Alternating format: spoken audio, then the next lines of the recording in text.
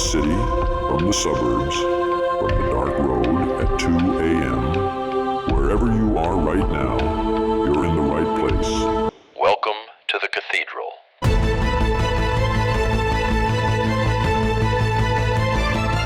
Angels, demons, grays, maybe all of the above. Seriously. No, it's cool though. It's cool.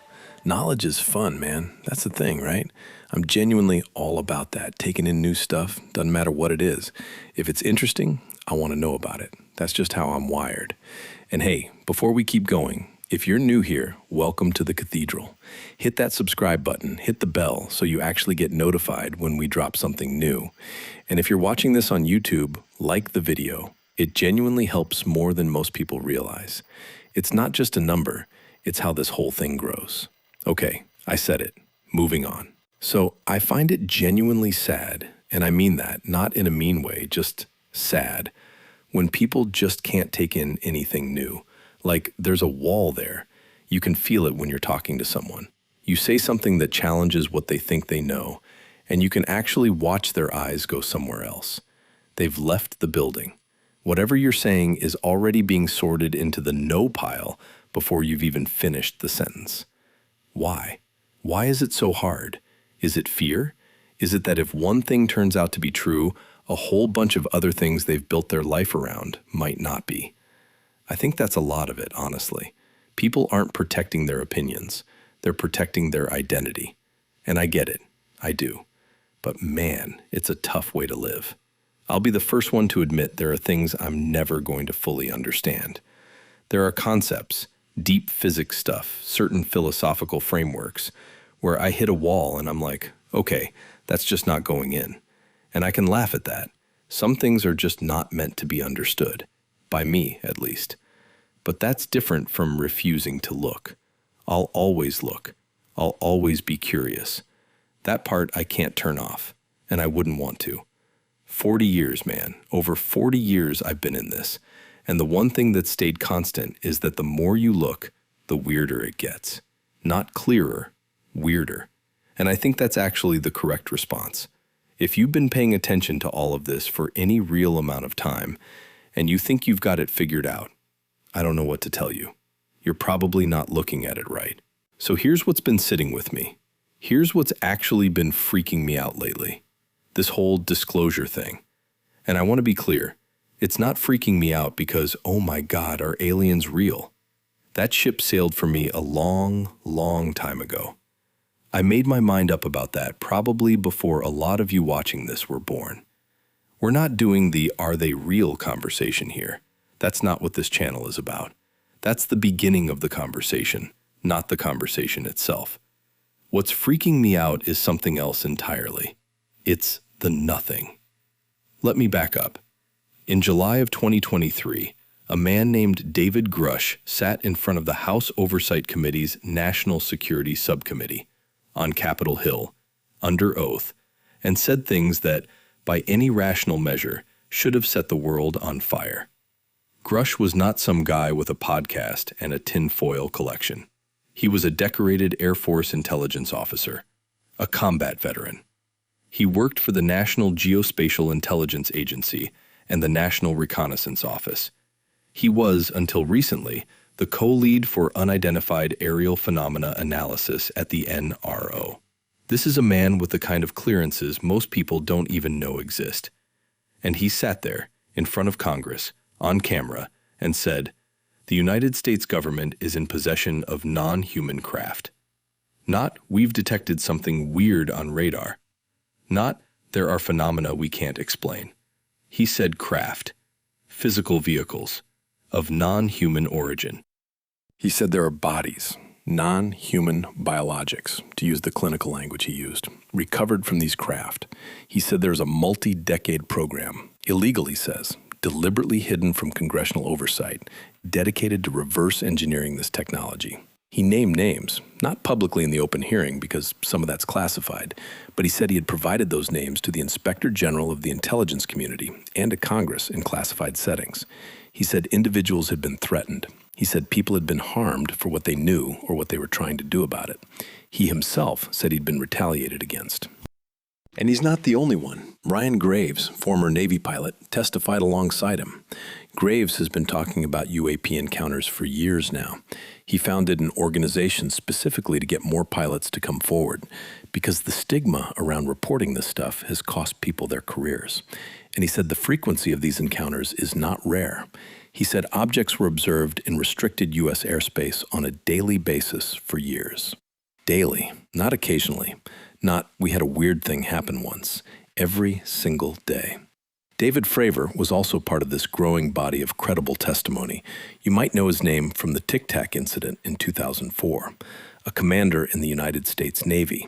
He encountered something off the coast of California that outperformed everything in the U.S. arsenal, had no visible propulsion, no control surfaces, no exhaust, and he's been talking about it publicly for years.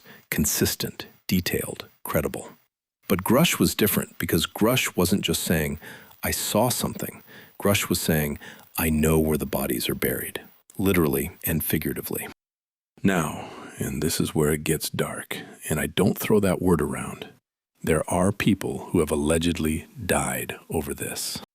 Grusch himself has alluded to individuals who were permanently silenced to protect the secrecy of these programs. Individuals had faced physical repercussions for what they knew.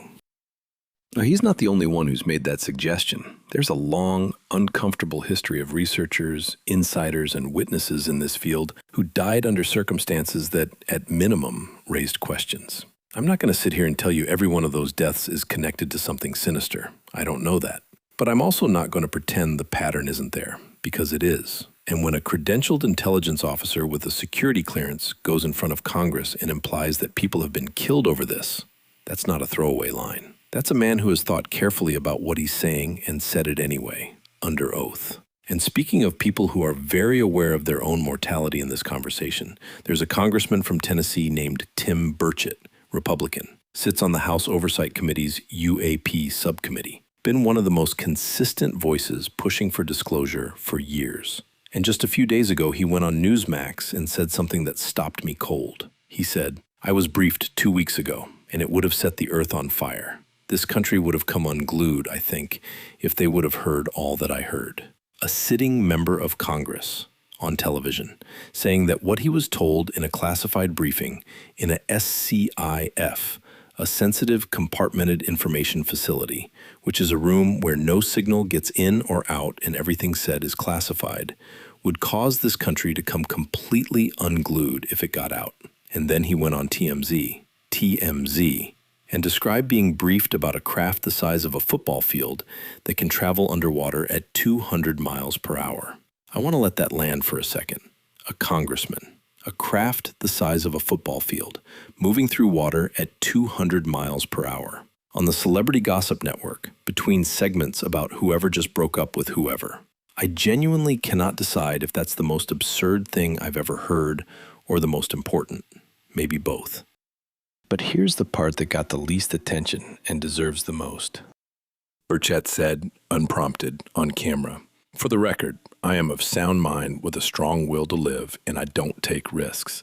Felt the need to publicly state he has no intention of self-harm because of what he knows. He just volunteered that. A congressman felt the need to publicly state that he is not because of what he knows about UAP. Think about what kind of environment produces that statement. You don't say that if you're not aware of a pattern. You don't say that if you haven't looked at the list of people who knew things and then weren't around anymore. And there are scientists missing, military figures who've disappeared. A retired general named McCasland, allegedly one of the gatekeepers for this information, went missing in February and has not been found. Burchett has been connecting these dots on television. This isn't fringe speculation. This is a sitting congressman doing it on camera and then explicitly stating he is not. The Intelligence Community Inspector General reviewed Grusch's claims and determined they were credible and urgent. Those are the official words, credible and urgent. Now, I want to get into something that I think got buried under everything else, and it's the part that is the most interesting to me. Not because it's the scariest, but because it's where this whole thing stops being a hardware story and starts being something much older. The demon thing. Now, before you click off, stay with me, because this isn't what you think it is, and it's actually coming from inside the house. Vice President J.D. Vance, just a few weeks ago in an interview, was asked about UAP, and he said, "I don't think they're aliens. I think they're demons." The Vice President of the United States, on the record, said demons. And there are other members of Congress, people who've been in the SCIFs, people who've had the classified briefings, who've landed in similar places. That the framework being used internally by some factions within the intelligence community to explain what these things are is not extraterrestrial. It's spiritual. It's adversarial in a theological sense. Now, here's my take, and I've been sitting with this for a long time. I don't think they're wrong. I just think they're using a word that reveals more about when the naming happened than what the thing actually is. Think about it this way. If you encountered something non-human, something that operated in dimensions you couldn't fully perceive, that seemed to move between realities, that could affect your mind, that didn't appear to live or die the way biological things do, and you were a person living 1,000 years ago, what would you call it? You'd call it a demon, or an angel, or a jinn, or one of the Watchers, or an Archon. Every culture on Earth independently came up with names for these things, and the descriptions across those traditions are remarkably consistent across time and geography and languages that had nothing to do with each other. So when I hear a sitting vice president say, "I think they're demons," my response isn't to laugh. My response is, yeah, maybe. Maybe that's the oldest true thing anyone in power has said about this out loud in a very long time. What they're wrestling with in those classified rooms is whether what we're dealing with is interdimensional, not from another star, from another layer of reality that exists parallel to this one, or beneath it, or woven through it in ways our instruments can barely register. And then the question that really keeps me going is, what is in that other dimension? Do they just travel through it the way we travel through air, a medium, a shortcut between places? Or do they live there? Is that their home? Is this reality, our reality, the one that's strange to them? Are we the visitors in a larger structure they've always inhabited? Because if that's true, and I think there's a serious case that it is, then the word alien is almost comically inadequate. These aren't beings from far away. These are beings from right here, just sideways, always here, watching or using or studying or protecting, depending on which one you're dealing with and on what day. And our ancestors knew that. It's encoded in every religious tradition on Earth. We just forgot or were helped to forget, and then we spent 100 years looking at the sky with telescopes when we should have been looking at the walls. So, we have congressional testimony. We have decorated military officers. We have a formal Inspector General determination that the claims are credible and urgent. We have a congressman who felt the need to publicly state he is not. We have a vice president using the word demons on the record. We have classified briefings that, according to at least one sitting member of Congress, would cause this country to come completely unglued. And the news cycle gave it a day. Maybe a week if we're being generous. Then it was back to whatever outrage was scheduled for that week. I genuinely don't know what to do with that. And I keep coming back to a few possible explanations, and none of them are comfortable. Option 1. People just can't hold it. The information is too big, too destabilizing. If it's true, really true, then everything needs to be reconsidered. Science, religion, history, the story we tell ourselves about what humanity is and where we fit in the universe. And the brain just bounces off of it. It defaults back to familiar ground because the alternative requires too much restructuring. That's almost understandable. Almost. Option 2. Something is actively managing this. The information gets out, makes noise, and then very deliberately, the noise stops. Stories get buried. Attention gets redirected. The window closes. That one implies a level of coordination and control over the information environment that is, well, that's a whole other episode. Then there's option 3.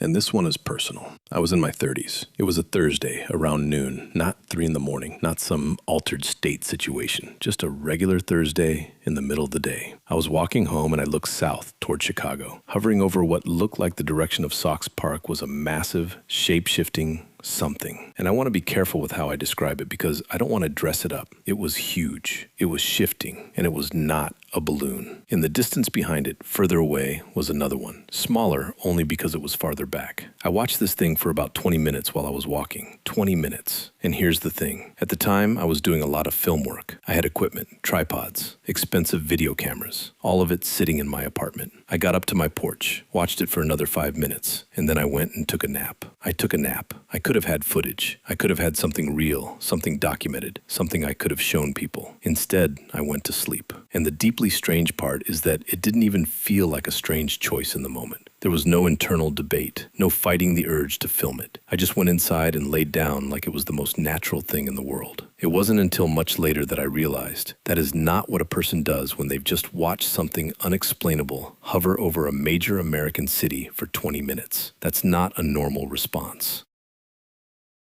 And that brings me to something the accumulated evidence has been pointing at for a long time. Whatever these intelligences are, there is a substantial body of accounts suggesting they have some capacity to interact directly with human consciousness, to reach into the gap between perception and response, and quietly rearrange things. There are too many stories of missing time, of witnesses who stood in the presence of something extraordinary and walked away with little more than a vague feeling, of people whose instinct in the most remarkable moment of their lives was to just move along. Nothing to see here. Go take a nap. Can they do it to one person? Clearly. I'm standing right here as evidence. Can they do it to a whole city? Because Chicago is not a small town. I was not the only person outside that Thursday. That thing was visible. It was large. It was there for 20 minutes. And yet I never found another witness, never saw footage, never heard about it on the news. And the answer that keeps coming back to me, the one I don't love but can't dismiss, is that maybe a lot of people saw it. And maybe in the moment, something reached into the space between seeing and reacting and smoothed it over, made it feel unremarkable, made the nap seem like a perfectly reasonable idea. That's a more unsettling thought than craft and bodies and reverse engineering programs. Because hardware is hardware. Technology, eventually, can be understood. But something that can manage the perception of an entire city, that's operating at a level that makes the whole question of disclosure almost beside the point. What are you disclosing to people whose attention can be managed in real time? I went and took a nap. On a Thursday, in the middle of the day. Make of that what you will. But here's what I keep coming back to. If David Grusch is telling the truth, even partially, then what happened in that hearing room is arguably the most significant moment in recorded human history. Not in American history, not in the history of the modern era, in the history of our species on this planet. And it got the same media shelf life as a celebrity breakup. That has to mean something. I just haven't decided what yet.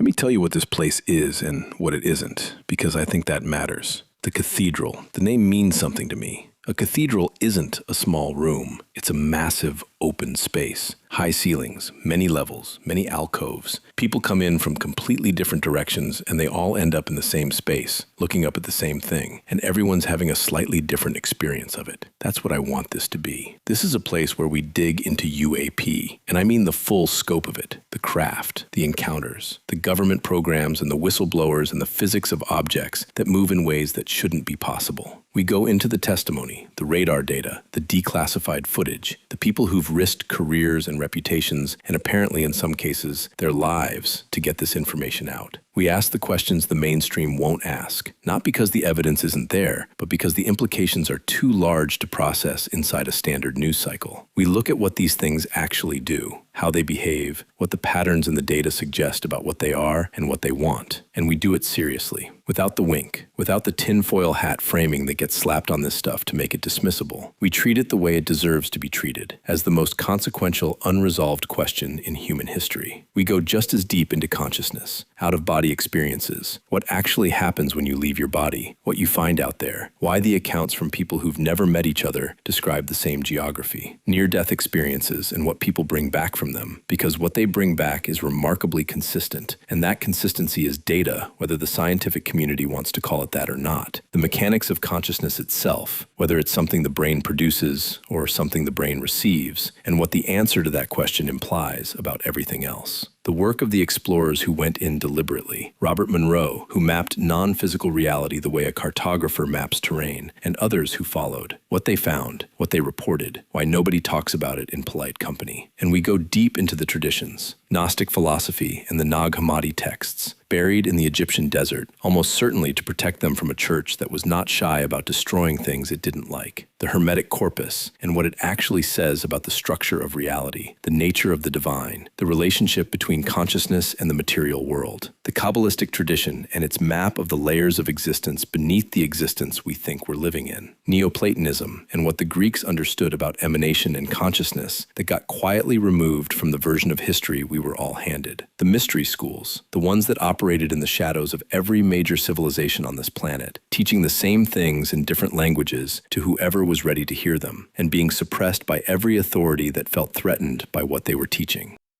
But it goes further than that, because here's the thing nobody wants to say out loud.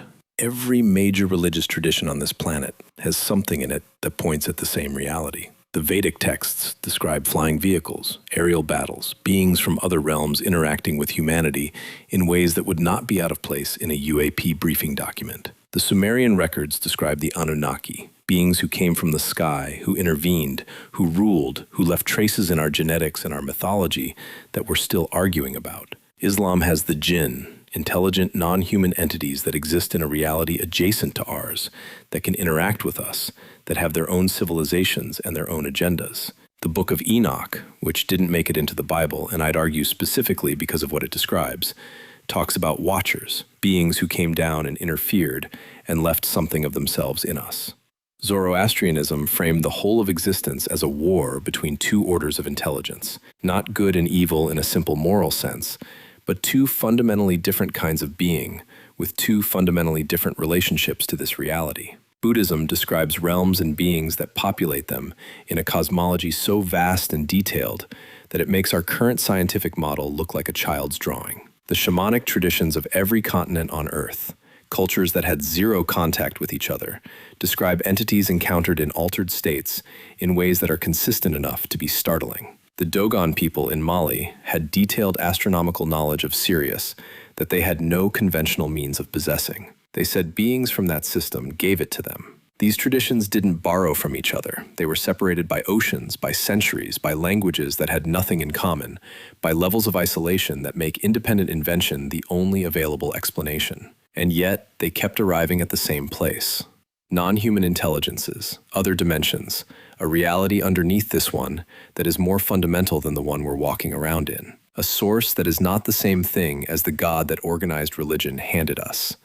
Something that has been here the whole time, operating at a level we can barely perceive, and occasionally, for reasons we don't fully understand, making itself known. That is not coincidence. That is a pattern. And a pattern that consistent across that much distance and time is the closest thing to empirical evidence that the ancient world could produce. What if every religion, at its root, before the politics and the corruption and the very human need to control other humans through doctrine and fear, was pointing at the same reality? Not the same God, not the same rules, not the same story. The same underlying truth about what this place is and what we are and what else is in here with us. The language changed. The rituals changed. The names for the entities changed. The entities themselves didn't. That's what we're digging into here. Not to tear down anyone's faith. I'm genuinely not interested in that. But to find what's underneath all of it. To look at the oldest human knowledge we have and ask whether the people who produced it were primitive and confused or whether they were telling us something true in the only language they had available. Because I think what's underneath all of it, the UAP phenomenon, the consciousness research, the mystical traditions, the ancient texts, the classified briefings, I think it all points at the same thing. And I think that thing is the most interesting story there is. I want to ask the weird questions too, the ones that don't get asked because they sound ridiculous until you actually think about them. Like, what do we actually do on the other side? Because based on everything that comes back through NDE accounts and regression work and the mystical traditions, It seems like consciousness persists. It continues. And if it continues, then what? Eternity is a long time. And if it turns out we just sit in a warm light feeling peaceful forever, honestly, that sounds like it might get old. And maybe that's why we keep coming back. Maybe reincarnation isn't a punishment or a test. Maybe it's a choice. Maybe it's something you sign up for because existing in a body, with friction and loss and confusion and love, has a value that pure existence doesn't. I find that genuinely fascinating, and I don't think we talk about it enough. And yeah, what are the non-human intelligences actually doing when they're not showing up in our airspace and confusing our pilots and allegedly getting stored in government facilities? What's their civilization like? What do they want? Are they studying us the way we study animals? Are we a resource? Are we a project? Are some of them trying to help and some of them not? Because I don't think the answer is simple, and I don't think there's just one kind. That's a whole conversation, multiple conversations, the important questions, the ones that keep you up at 3 a.m. staring at the ceiling. Those are the ones we're going to be asking here. So welcome to the Cathedral. I'm genuinely glad you're here. If this is the kind of thing that keeps you up at night in the best possible way, subscribe, hit the bell, tell someone who'd get it, leave a comment, because I want to know what you think, what you've experienced, what you're chasing. This place works better as a conversation than a monologue.